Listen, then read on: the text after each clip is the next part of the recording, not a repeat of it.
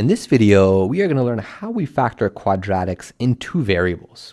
So let's get right into an example. I want to factor a squared minus 16ab plus 64b squared. So I noticed that, it has this a squared term and an a term, and then something else that doesn't have any a's. So it's like what we call a quadratic in a. But it's also got a b squared term and then a b, and then something that doesn't have any b's. So it's also quadratic in b. So how do we factor something like this?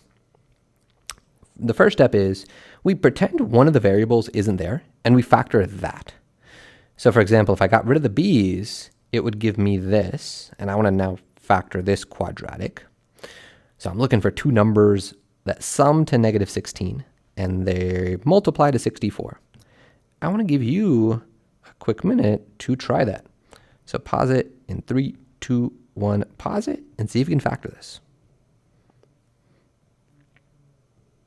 Okay, so hopefully you did that. Hopefully you paused it and tried to factor this.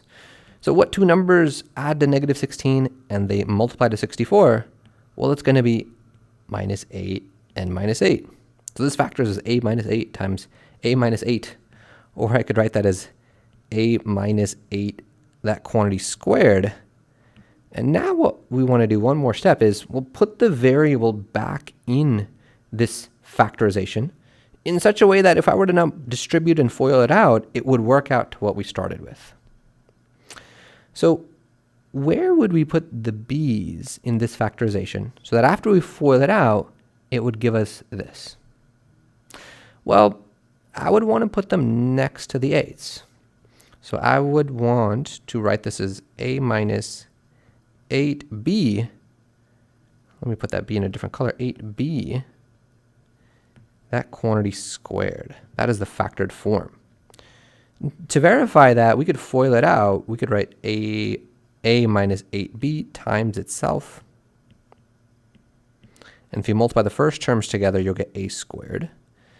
If you multiply the outer ones as well as the inner ones, you'll get minus 8ab, and then another minus 8ab. And if you multiply the outer terms together, you'll get plus 64b squared. And the middle terms become minus 16ab like we want in our problem. So that's a way to just quickly verify, oh, this factorization we're getting, it does indeed work.